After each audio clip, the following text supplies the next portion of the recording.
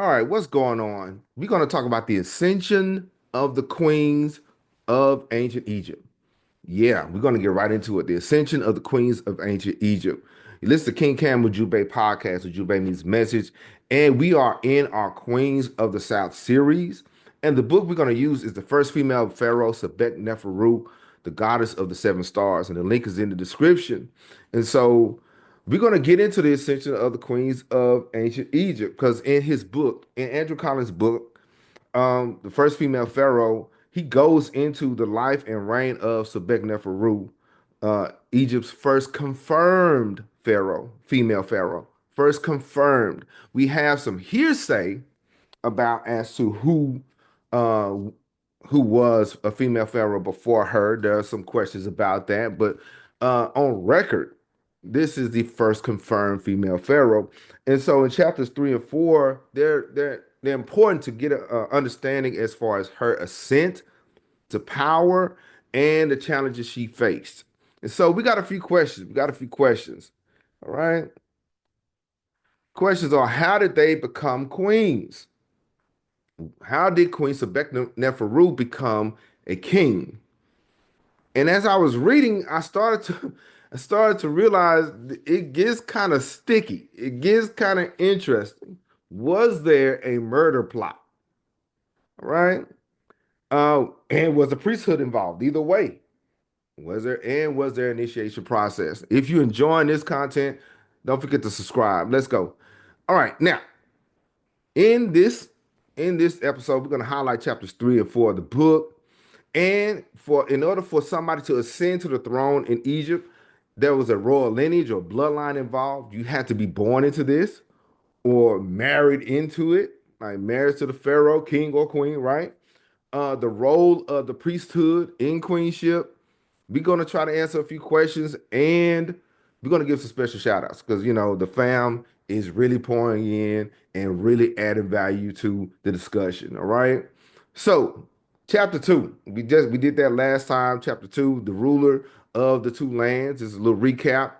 And we broke her name down in Medu Neter. Check it out. See the forgotten pharaohs of Egypt. Check that video out. And chapter 2 highlights Sobekneferu's architectural contributions, particularly in the Fayum region. There's something about that area that resonated with her, that really connected with her. All right. And so she is credited with completing her father's projects and initiating new constructions that emphasize her devotion to the crocodile god Sobek.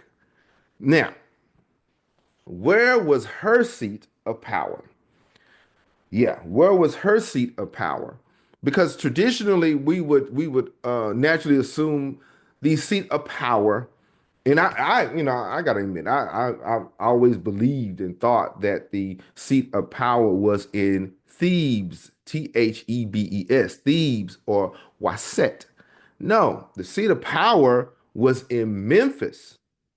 Yeah, it there was two capitals, okay? There was two capitals. One in Waset or Thebes, and then the other one which is in Upper Egypt, which is in the south. And then there was another capital which is Memphis, that is Lower Egypt in the north. I know we'll talk about the geography later, but the Memphis is the capital of Lower Egypt. The original name, this is what I learned, y'all. Check this out. I learned this. The original name for Memphis was the original name for the city was Eneb Hedge. Eneb Hedge, which means white walls. And it was the first known in Lower Egypt. It was, to my understanding, it was founded by Menes, King Menes, the very first pharaoh of Egypt, uniting Egypt. And it's also called Men Nefer. Okay, so Memphis is the capital of Lower Egypt.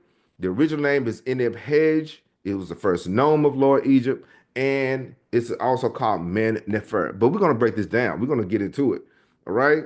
Now, the Old Kingdom. This is the Medu Neter. Okay, this is Memphis in Medu Neter or hieroglyphics, right?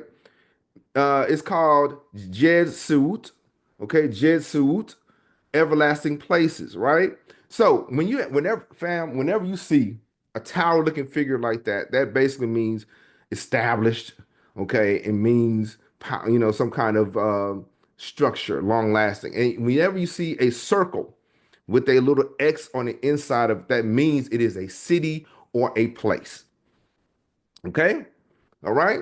So, when you see that tower, okay, that it means it's established, it is firm, okay. And whenever you see that circle with an X on the inside of it, that means that that location is a city, okay. So in the Old Kingdom, they call it Jed Suut, okay. And in the Middle Kingdom, get this, it is called Anktawi, the place where the two lands live. Okay. So you see that line with three dots. We see the line with three dots. That is a land. Okay. And you see the Ankh there, which means life. Okay. The place where two lands live. Ankh Tawi. So Old Kingdom, Jed Saut. Okay. The Middle Kingdom, Ankh. Okay. And then we got to go further, though. We got to go further. Memphis, also known as Men Nefer. Okay. Enduring and beautiful. Whenever, you hear names like Nefer Tari. Whenever you hear the word Nefer, it means beautiful. Okay. And also when you hear the word, by the way, when you hear the word Mary, that means beloved. Okay. It's for free. But as you notice, that's that circle with the X. That means that Memphis is a place. Men Nefer. But then I was like, I know I heard another name for it. And the other name for it is Het Ka Ptah. Het Ka Ptah, the house of the soul of Ptah. Okay, Ptah basically is symbolic of creation, rebirth, and change. Het, the house, Ka, the soul, and Ptah. So when you hear Het Haru, or whenever you say Het, that means it is a house or a location, but it is a house. Okay, Het, house, Ka, Ptah, the house of creation, the house of rebirth and change. Okay. But the thing is, we always got to be like that. We always got to always change and get and do things better and get things done and change things for the better. So, but like I said, if you are enjoying this content, like and subscribe for more, okay? Because we're about to get into it. Now, the Fayum region, the Fayum region, let me get to it. The Fayum region is located, like I said, in northern part of Egypt or Lower Egypt. Okay, and you see the Fayum Oasis here. Okay, and you see Men Nefer, and you see the breakdown Men Nefer, right? And so, and but the overall name of this place is Tamari, Tamawu, or Tamari. Okay. So you see Todd, which is land, Mary, beloved. And then of course you see the circle with the X that is means it's a beloved place. Okay. I got a question. When people meet you, when people encounter you, do they think of that you are a beloved person, or wherever you are, your place is full of love and kindness? Hmm? Comment below. Let me know. But yes, the Fayum Oasis, and so they're right close to Lake Morris or whatever. But I still understand that. How are you going to name an ancient Egyptian, an ancient Kemetic lake with a Greek name? Okay, so but her seat of power is in Memphis. I think I kind of get back to it now. So let's get to part one, that's chapter three, because this book is broken into 8 parts, okay, and it has chapters in them. So I encourage you guys to read ahead so we can go ahead and go through the content, go through the information together. All right, but yeah, part one, chapter three is Sobekneferu, the story as we know it, the story as we know it. Okay, and so in this chapter Collins, he explores the circumstances leading to Sobekneferu's unprecedented rise to the throne. Born into the 12th dynasty, she was the daughter of Pharaoh Amen Imhat. Amen Imhat. Basically, Amen Imhat means Amun in front. That's going to be a very important point because, like I said, there are some people that really believe that. Okay, Amen M. Hat. That was his name. So her path to rulership was unconventional, primarily due to the lack of male heir following the death of her brother. Wait a minute, wait a minute, wait a minute, wait a minute, wait a minute. Her father died after 45 years of being in power. Okay, this is the book. Okay, and then her brother dies 9 years into his reign. So this vacuum presented Sobekneferu with a unique opportunity to assert her claim. So let's get to the book. Let's see the book. I think it's in on page 27. Okay, page 27. It says it's not known whether Amenem had entered into co-regency with Sobekneferu. So no inscriptions or monuments suggest as such, although some scholars have proposed this possibility. I don't know what happened to her brother.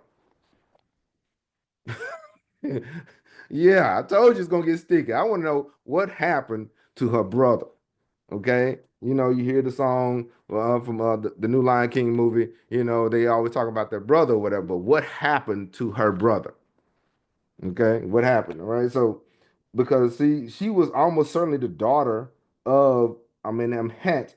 So the matter of fact, the Turin Canon mentions this. So the Turin Canon mentioned the fact that her father ruled for 45 years and then her brother ruled for 9. But yeah, something happened. Okay, so what we do know is that, according to the book, what we do know is Sobekneferu's brief reign was brought to a close not only in the 12th of the ancient Egyptian history, but also, according to some scholars, the entire Middle Kingdom, which is up until that time. So it was, she came in she came through a major transitional period, but it's getting really foggy. I'm not sure about you, but you guys are very intelligent and you guys could put two and two together. I still want to know what happened to a brother. All right. So Colin suggests that that the that the interim I'm sorry, the internal political dynamics played a significant role in her ascension. The 12th dynasty was marked by a centralized administration, and the absence of a clear successor could have led to instability. Yeah, it because if you read it, there were the kings of the 12th dynasty, the 12th to 13th dynasty also reestablished dynastic relationship with Thebes and its cult of the god Amun, making the city a secondary seat of power. Instability. So this was during a time where a lot of factions and a lot of groups were trying to corner the market, trying to hold sway. They tried to maintain order or regain order or get their resources, right?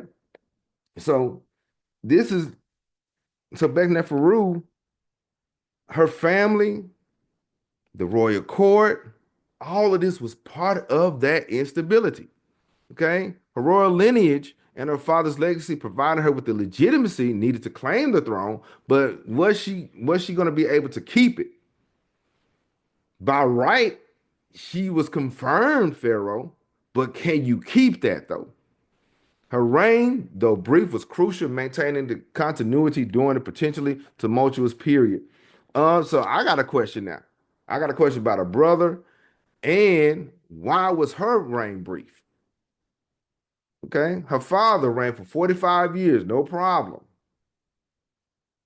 Her brother, 9 years, just like that. And then hers was, according to the book, 3 years and 10 months and so many days. What do y'all think? Something happened. Something went down. Okay. So the question, somebody asked me a question, or the family asked me a question. Why do you disagree with Andrew Collins? Well, the reason why I disagree with him because I like the book, but I disagree because it's very Eurocentric. Okay. Granted, coming from the person from that person, I get it, I understand, but it does have a tint of European in it. So, but it is what it is, right? So it does show that he keeps saying male dominated or male majority or patrilineal things like that, where we know in Africa and in African custom, the women ruled with just as much power and influence as the men. Okay. Now, part one, chapter four. Part one, chapter four. Um, But before I get into that, the author he suggests society perceptions of female rulers. That's the reason why I disagree with him. In ancient Egypt, while women held significant roles, the concept of a female pharaoh was unprecedented. This is what he's saying. This is what he's implying. So Neferu's adoption of full royal titulary, traditionally reserved for male rulers, was a strategic move to solidify her authority. So yeah, she she was female pharaoh and she was confirmed, but the author was like, she may have been a placeholder. But get this though, get this in the same chapter on page 31, some scholars such as Nicholas Grimal have concluded that Sobekneferu's rule ended in violence. Wait a minute. So, 'cause why was her reign so brief? What happened to her? And then we're going to get into some details as far as the aftermath as to what happened to her monuments and other things. Let's go. Okay, part two, part one, chapter four, the woman behind the Pharaoh. I like this because we get caught up on the image or the symbol of that person, and we forget that they were a person. We forget that they were individuals. And so, but we learned that the cause of her we learned that the reason why some of these pharaohs had to do that was to appease the populace. Okay, so only a handful in chapter four, only a handful of monuments remain from Sobekneferu's reign. There are some reliefs and inscriptions mentioning her that were found either at the site of the labyrinth at Harawa or elsewhere in Egypt. And these we look at shortly. We'll look at them shortly. Other than that, there are just a few pieces of statuary that can help us learn something about her character. So there's not that many. You know, Ramses II, he had statues everywhere. Okay. He said, look, I don't care what y'all think. I'm him. Right. But Sobekneferu only had only a few uh, statues. So the best statue of Sobekneferu is found in Paris, made of quartzite. It is today headless, with the lower half of the statue completely missing. That's the reason why I'm I'm starting to believe something happened to her. Okay, because whenever somebody's reign ends abruptly, yeah, it was some aftermath. We're not talking about weathering and thousands of years later it came out like this. I believe that as soon as they put her in the ground, they was tearing her statues up. Okay. How do I know that? It's because they did it to Hatshepsut. Okay. Get this. With her close association with Sobek, it could very easily have been blamed for her what happened to Egypt. Because there was some issues in Egypt from when it came down to the Nile. It was a drought happening. So therefore, when the drought is happening, there's no you can't farm, you can't produce. So it is her fault. We got to deal with her, right? And so, what might have happened to Neferu to cause her untimely death after the 4 years in the throne should be understood and acknowledged that some female pharaohs who came after her ended their reigns under quite tragic circumstances. Most of the female pharaohs, even though some of the male pharaohs of Egypt, they got that work too. But it's just ironic that most of the female pharaohs, our queens, were handled differently and wrongly. Okay, so think about it. Hatshepsut's reign, in chapter one, we talked about that. She was erased from all official records. How about this? Get this. Nefertiti's reign. She came up missing. I'm gonna say it. She came up missing, bro. Seriously. Okay. These folk, the more I read about ancient Egypt, I learned that these folk did some things. It wasn't just Hotep all the time. Okay. So Nefertiti, she came up missing. Um, it's so many things that was happening, right? So this statue was towed up. They towed that statue up. So, despite its fragmented condition, we can see that Sobekneferu is wearing the familiar Nimes headdress. Okay, very traditional.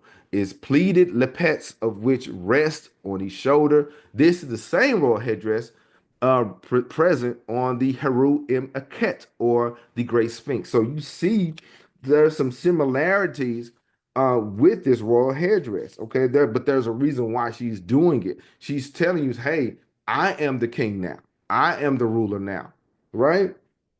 And so it's very clearly that the statue's present state was highly suggestive that people deliberately smashed it at some point in its history.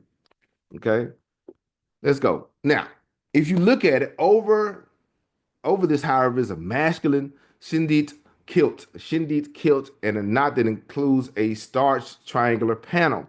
Okay, so she is wearing something that's normally relegated or designed for men. So once again, she shows her desire to be portrayed in male form. And so Queen Hatshepsut wasn't the only one. All right, shout out to brother Ferguson. You know, he asked that question last time, but yeah, Queen Hatshepsut wasn't the only one who in certain instances, at certain times and situations, decided to put on that male persona. Okay, okay. So because we're talking about the woman behind the pharaoh, okay, she had to do certain things to. She had to play her cards right. Okay, she had to handle business. And so around let's go around the monarch's neck. Okay, and we'll get to that in a second about the neck part. But so then we have the belt of the kilt ending below her breast line, a deliberate attempt to emphasize her femininity. Okay, it's showing that hey, yeah, I'm gonna heist this up so you can understand that yeah, I'm king, but I'm still a woman. Okay, now it is on the kilt's belt buckle that we find the inscription identifying the monarch.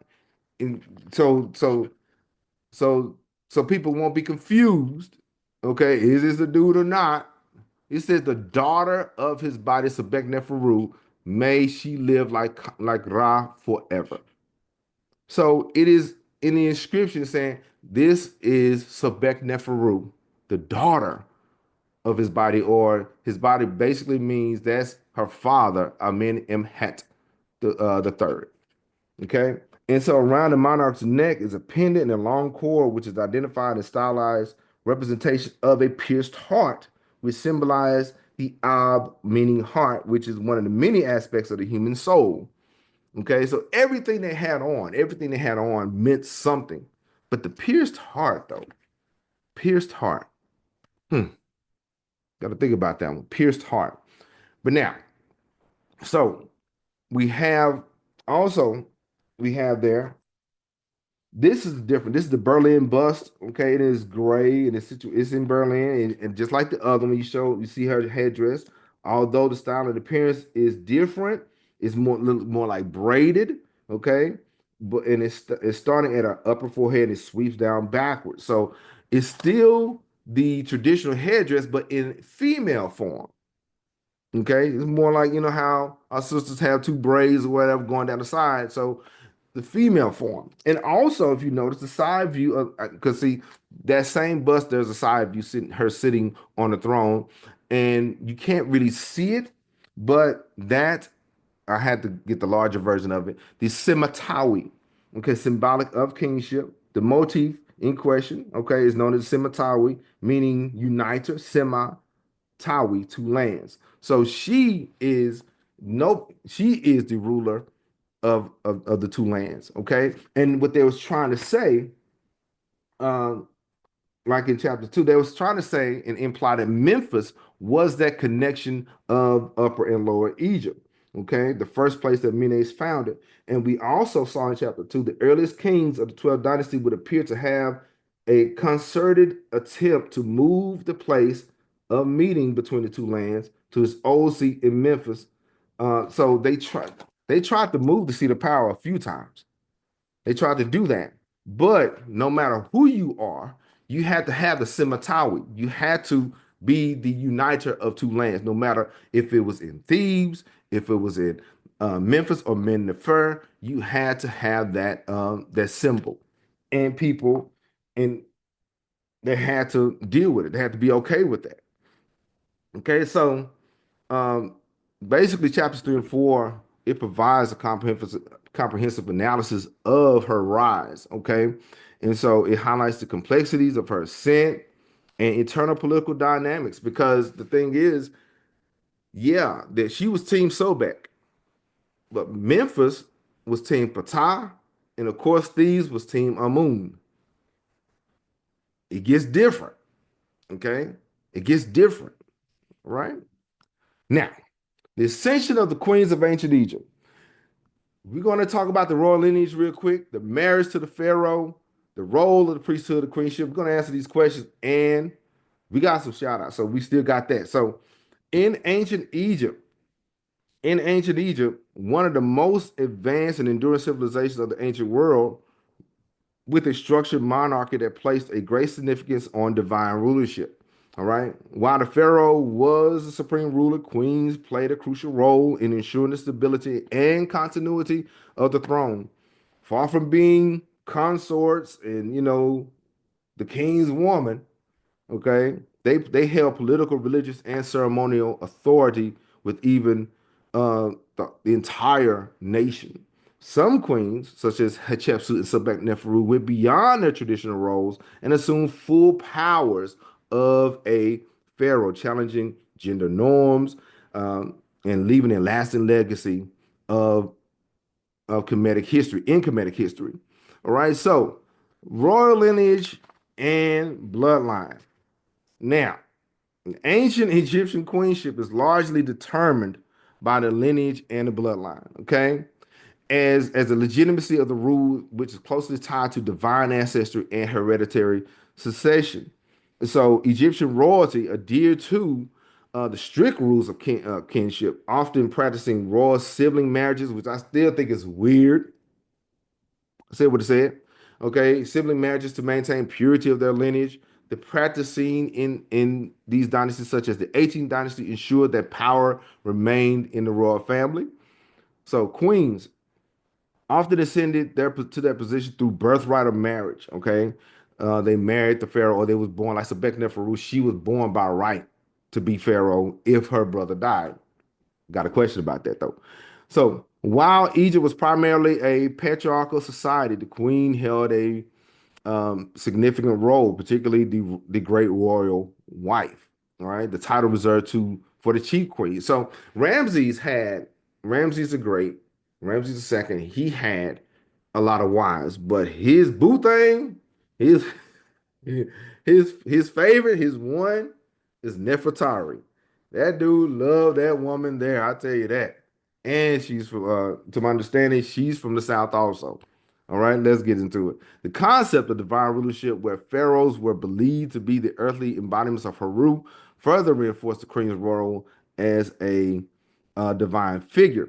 Now, the notion of Ma'at, the Egyptian principle of cosmic order, balance, and dictated that a legitimate queen must come from an unbroken line of royal heritage, ensuring the continuity and stability of the kingdom. So that woman had to be legit. Okay, that woman had to be legit. So, in cases where a ruling pharaoh lacked the male heir, powerful queens such as Hatshepsut and Sobekneferu took the role of a king, solidifying the importance of the royal bloodline succession. But before we get into that, don't forget to comment because we're gonna answer this question. So, we had a quiz review. According to the video, the Forgotten Pharaoh of Egypt. Who was the first female pharaoh of Egypt? Sobekneferu, Hatshepsut, Tayi, or Cleopatra? Now, a lot of you guys, a lot of you guys, it was split. Yeah, I don't think we got to get our life together. The first female pharaoh is Sobekneferu. Some people pick Cleopatra. I think y'all did that on purpose. Yeah. But I'm gonna ask, do you think your answer was valid, was correct? All right. So like and comment below. But yeah, the first official confirmed female pharaoh is Sobekneferu. And somebody asked the question. A lot of people asked the question. A whole alumni asked this question. Who was, speaking of bloodline, who was the real mother of King Tut? Yeah. We're gonna get into that. We're gonna get into that. Who was the real mother of King Tut? Guess what? It's loading. Yeah, we're gonna talk about it. The DNA, dynasties, and deception. The hunt for the true mother of King Tut. Yeah, we're gonna talk about it. I'm already putting it together and everything. The fam asked for, they want to know who was his mama. All right.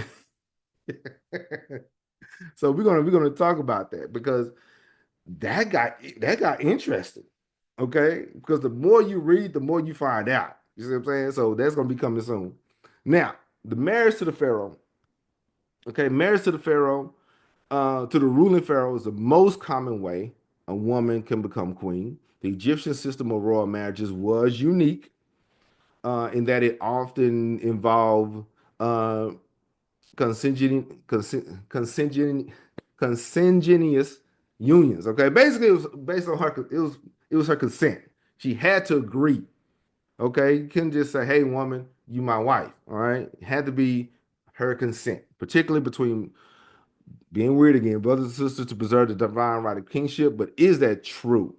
Because I'm reading that some weren't related. Okay. What do you guys find out? Okay. Like and comment. Now, while polygamy was common among Egyptian rulers, like I mentioned about Ramses and Nefertari, the great royal wife was the primary queen and wielded considerable influence over court affairs. Yeah. So now, strategic marriages also played a role in political alliances, both domestically and internationally. The Egyptian pharaohs occasionally married foreign princesses to forge diplomatic relations, though these women rarely become principal queens. Instead, queens of Egyptian bloodlines, particularly daughters of previous rulers, were favored. Okay, so that's the reason why I want to know. Okay, was Nefertiti King Tut's mama? Because as we know, as I mentioned before, she came up missing. All right. And to my understanding, she may have had a nice family, but she wasn't that fam. She wasn't from that family. Okay. So instead, queens of Egyptian bloodlines, particularly daughters of previous rulers, were favored. Now, this ensured continuity within the royal family and reinforced the legitimacy of the ruling dynasty. Yeah, this is what I'm hearing. I heard Queen Nefertiti, that was an arranged marriage. I think it was a political move. I think it was a chess move. I think they had to make something happen, make something shake, to make sure that Akhenaten was legit. All right. So what do you think? Okay, comment below. Now, the queen's status was not merely ceremonial, right? It wasn't just symbolic. She often played a crucial role in religious rituals, governance, and succession planning. And succession planning. Okay, because who was his mother? Who was Akhenaten's mother? Queen Tai, right? So she was still alive during this time. So I got questions. All right. So, as the wife of the pharaoh, the queen partook in temple ceremonies, particularly those related to fertility and rebirth, which were essential in sustaining the authority of the ruler. Okay. So, in some cases, when the king passes away, the queen would marry his successor to maintain the legitimacy of the rule, a practice that can be seen in the marriages of Aksunamun following the death of King Tut. All right, so we've seen it happen, and so this has nothing to do with anything, but this is one of my favorite images. Okay, I'm just saying, if she were white, they would have made her lighter. You understand? This picture is one of my favorites, showing a king and queen side by side. She's not behind him. She is equal to him. Okay. This is Queen Nefertari, almost Nefertari. That is her husband, King Almost. Okay. This is in the 18th dynasty. Okay. She was the daughter of Sage Ninra. Okay. Sage Ninra, Tau, and Ahotep. So she came from royalty also. So, but this is one of my favorite pictures. Okay. Queen Nefertari. Like I said, if they wanted to make her light skinned, if they wanted to make her light skinned, they would have did that. All right. Let's, but you know me, I have a question. I have a question for the fam. Very important question. Very important question. Spicy food or mild food? Okay. Comment below. Like and comment below. Spicy food or mild food? I will tell you this. My house is divided. Me, I cannot take spicy food, okay? I can't do it. I don't need problems, okay? Like like and comment below. Spicy food or mild food? Y'all tell me. All right. Now, the role of the priesthood in queenship. All right. Now, the Egyptian priesthood played a pivotal role in the ascension and recognition of the queens as religious endorsement was crucial for any royal figure. The priests of Amun, particularly during the New Kingdom, held significant political influence and were instrumental in legitimizing the power of pharaohs and queens. The Oracle of Amun, a powerful religious institution, often affirmed the selection and role of a queen as seen in divine proclamations. Okay, but and we had that issue. We had the discussion, the priests versus the pharaohs. You know, we talked about that, and it got really interesting to know that either the priests were for the people, for the pharaoh, or sometimes for themselves. All right. Now, queens were often depicted as temple reliefs and inscriptions showcasing the divine favor and religious authority. The priesthood conducted sacred rituals that affirmed the queen's connection to the gods of the Neteru, particularly Heteru or Hathor and Isis or Aset, who were associated with queenship and fertility. The involvement of the priesthood was essentially evident during the reign of the powerful queens such as Nefertari and Nefertiti, who were closely associated with religious reforms and temple reconstructions.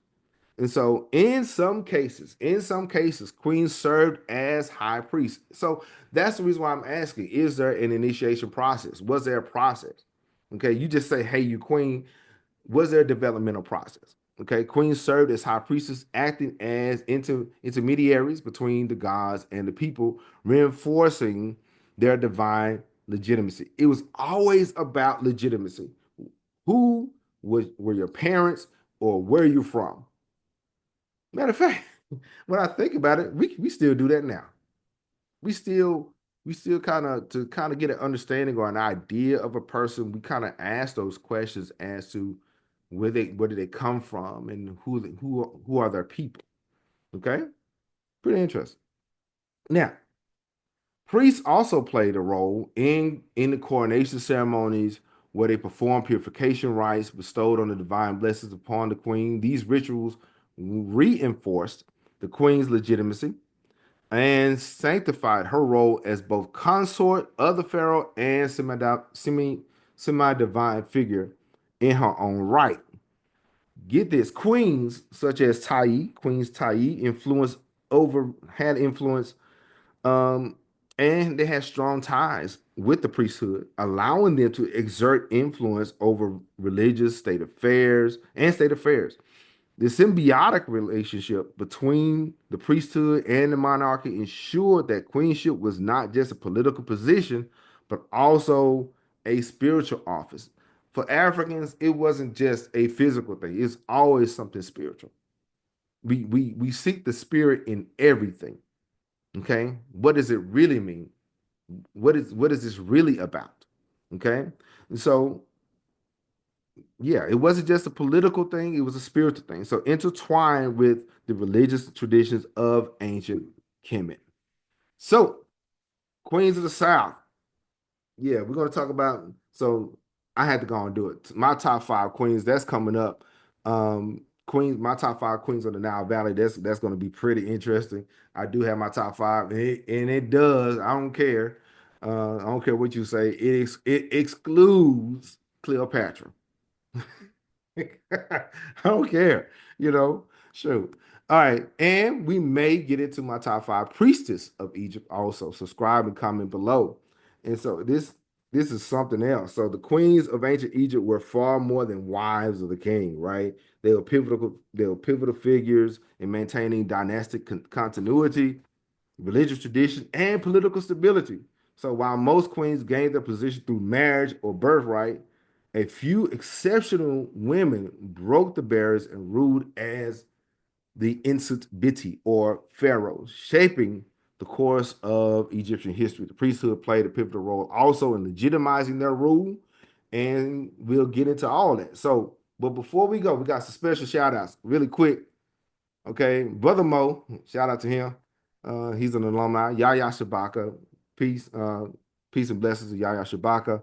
Peggy Harrison, Meadow Netcher, Mama Louise, Lovely, Miss Evans, Baba Amin and the Uhuru Academy. Much love to him. Monica Pratt, Linnell Smith, Brother Will, Noel Taylor, and Zip Teppy Slim. Some of you guys have you guys have added value to the discussion. Some of you guys are new subscribers. I really appreciate you guys for coming through. But check this out. We got some international shout outs.